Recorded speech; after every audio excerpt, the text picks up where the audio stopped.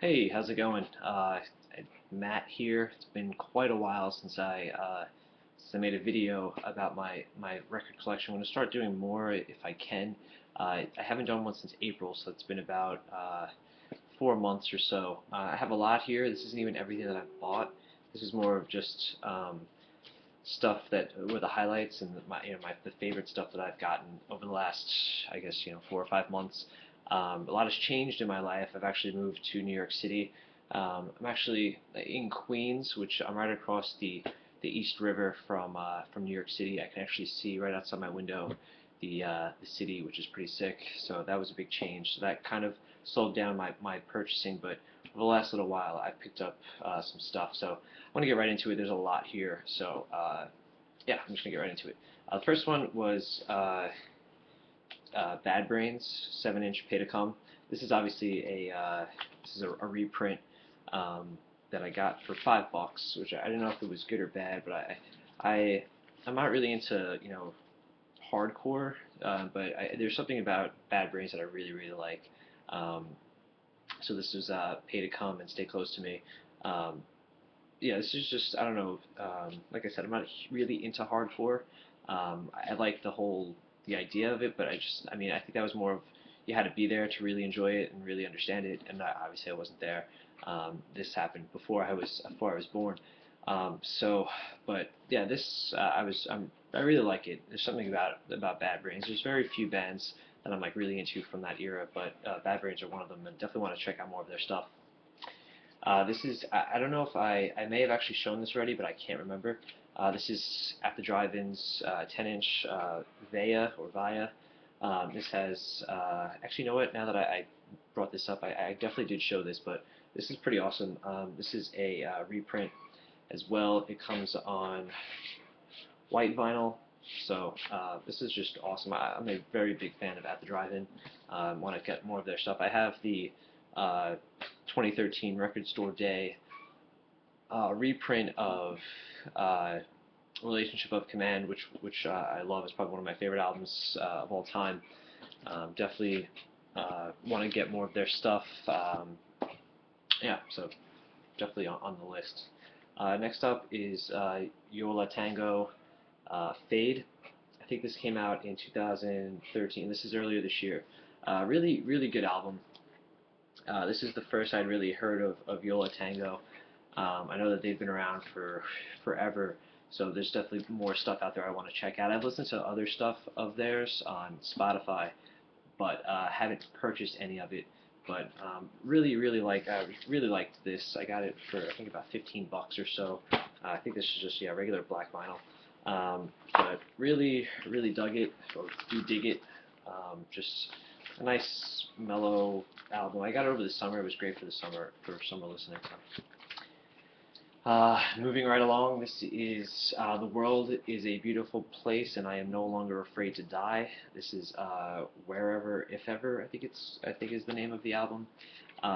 This is on Top Shelf Records. I absolutely love this album. Um, yeah, Wherever If Ever. So I got that right. This is just awesome. Comes on kind of like a bluish green clear vinyl. Like I said, this is Top Shelf. Really good album label if you haven't checked them out.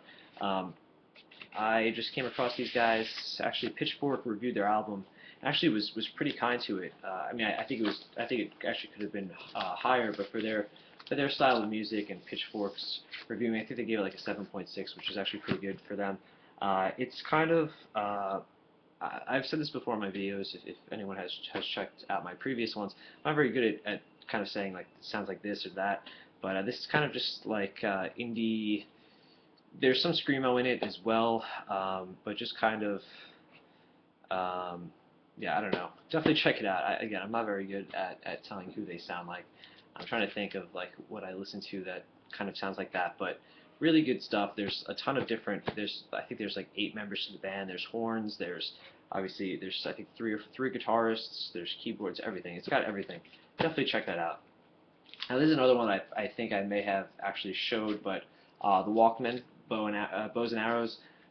This is just a phenomenal album.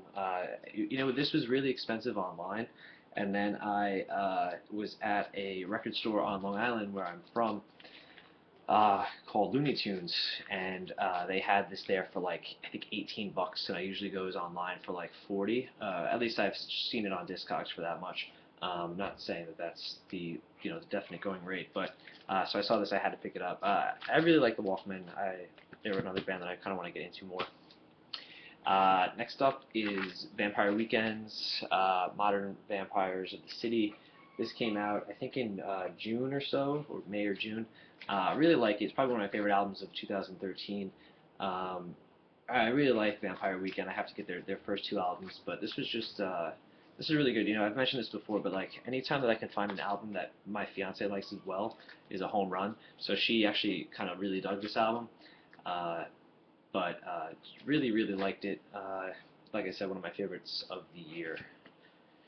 Next up is Thursdays, Five Stories Falling. Thursday is probably one of my favorite bands of all time, but I've been unable to find any of their stuff that I wanted to buy on vinyl. I've seen their final two albums or final three albums, um, but those aren't albums that I really enjoyed. This is kind of like an EP type deal. I mean, it's a 12-inch, but it's just kind of it's a live album, and then there's one song at the end, Jet Black New Year. This was a cool pressing, though. I don't know if these are all of them came like this, but it's on a really cool red vinyl.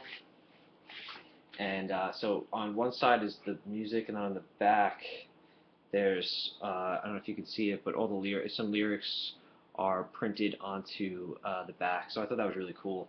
I got this for only like $13 or so, which I was pretty surprised about. I plan on getting more Thursday stuff. They re-released a couple years ago Full Collapse, which is my favorite, one of my favorite albums ever. Definitely my favorite by Thursday, and then War of the Time as well. So have to get more of them. This I actually just bought on a whim. Actually, the next two I actually just bought on a whim. I've been getting more into early 90s indie alternative stuff, and this came highly recommended. I hope I'm pronouncing this correctly. Sebadoh's Bake Sale. They just released a new album that I had checked out. I enjoyed, but I heard that this was kind of the apex of their work. This is from I think 90, and it doesn't say early 90. I think if I had a ballpark, I would say 92, 93. Could be wrong. Let me know if I'm wrong.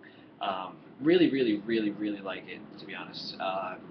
Definitely a band that I've now since checked out more. I don't have anything else of theirs on vinyl, but definitely I've checked it out a bit more and really, really into it. Funny album cover. I was getting books on the train. Actually, you can hear the train. I apologize. Really right in front of the subway. This came on like a charcoal color. I don't know if it comes up very well, but really, really liked it. And definitely a band that I want to keep checking out and exploring and picking up more stuff in the future. Next up is another one that I bought on a whim. This is, I'm trying to find the name. Yeah, this is Pavement's Watery Domestic. It's an EP. I think it's I think it's about 6 songs or so. This is from 1992. Again, I think this is a reprint, but I could be wrong. Um, I got this at Bleecker Street Records in Lower Manhattan. It was kind of just the cheapest Pavement album they had. I didn't have any Pavement, so picked it up. Really cool artwork on the cover. Again, Pavement is, I'm trying to listen to more early 90s stuff. I know they're one of the quintessential bands to check out, so I've been doing that. I really like it. It's very good. Next up is The National's Trouble Will Find Me. I got this and Vampire Weekend the same day, so it was a good week, a good day, I should say. Another one of my favorite albums of the year. I really dig The National, just really quality stuff. It's like I said, one of my favorite albums of the year. Uh, I like I think I like the Boxer of theirs more than this, but this was very solid. It was a double EP, ton of stuff packed in, so it was very, very good. This is Japandroids, no singles. There was a record fair about 2 weeks ago in Astoria, where I'm living, and I was there earlier and picked up some other stuff that I'll show.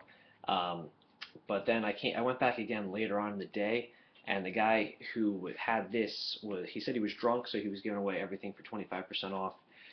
This was there, and there was another album that I can't remember that I was kind of choosing between, and I couldn't remember what it was now. I think it was a Built to Spill album, which I kind of now regret. I kind of wish I got that over this. I'm not a huge fan of this album. I like Celebration Rock more, but it's something I have to keep listening to. This came out. This is on white vinyl.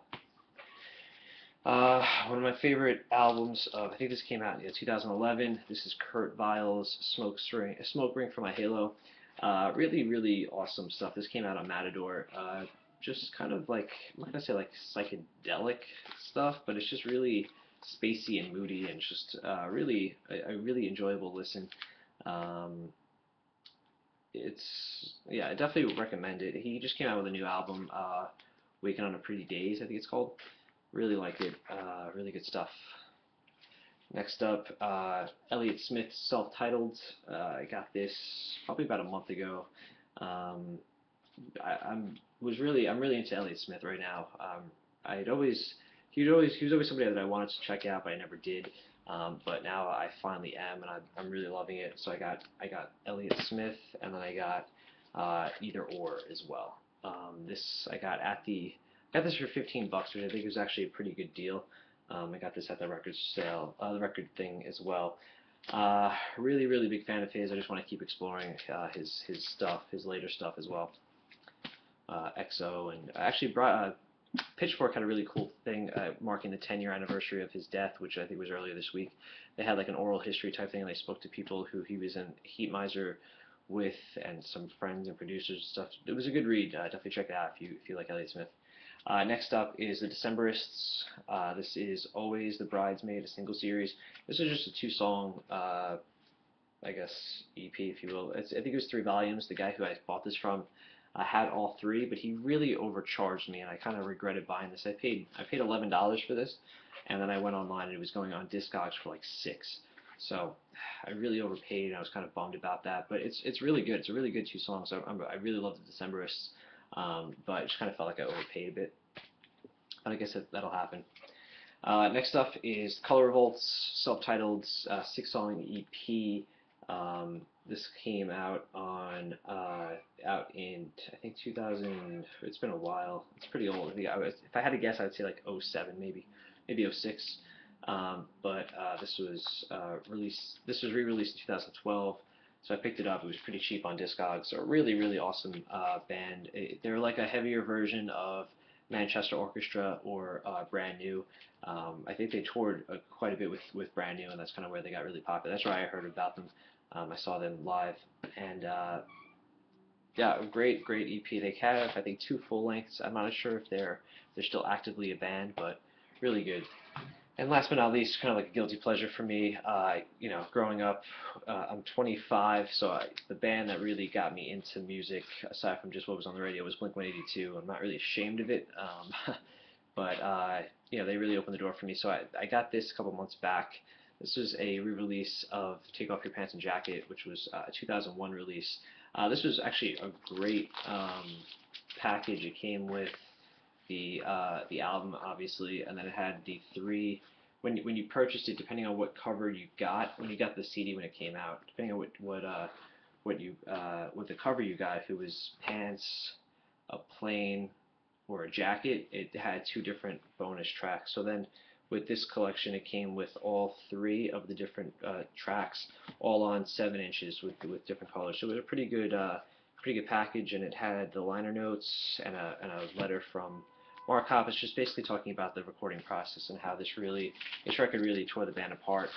But really, really good stuff. If you're a Blink fan, it's pretty limited. I think they only made like 2,500 copies of it. I think I paid $60 for it, and I think it's gone up in value since then. So definitely check it out if you're able to. So that's it, guys. I'm gonna try it and post some more stuff as I get it, and kind of reactivate my channel. I've been watching still, but just not posting. So thanks for watching, and I'll see you guys soon.